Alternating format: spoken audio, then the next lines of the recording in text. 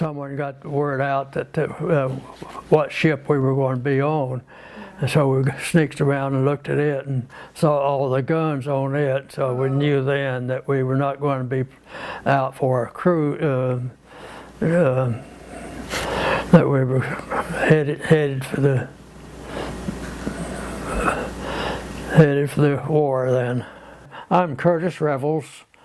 I'm 93 years old, living a blissful life, and I served in the infantry, Army infantry, during World War II. To avoid the draft, I joined the Navy.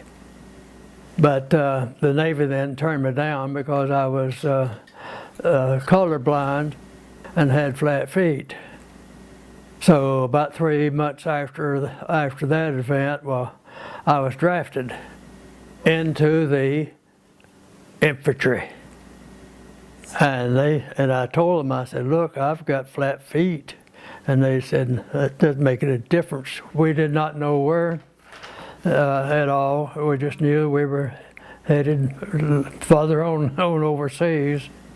And of course, we stopped at several islands. We were on Saipan there for, I really don't know how long. I think 3 or 4 months maybe. I don't know, a little longer than that.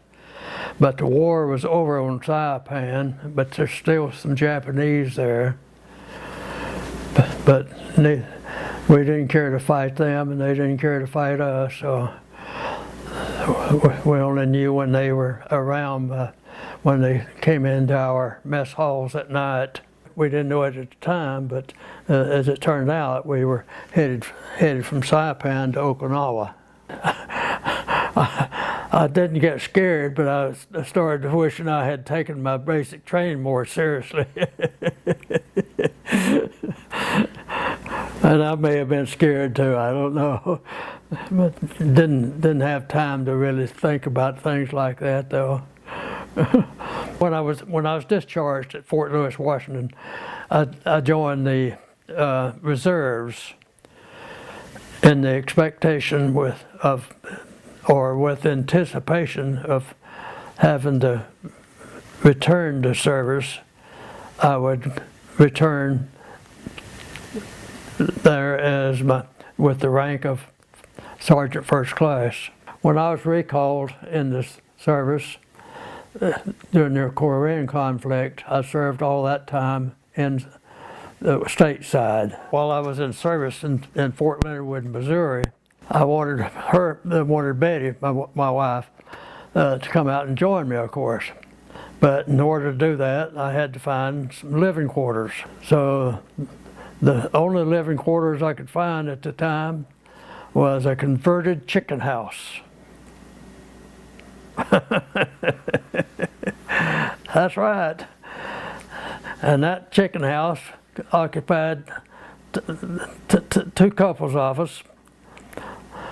And in order to get into our living quarters, we had to go through their living quarters. Let's see, from Fort Leonard Wood, Missouri then,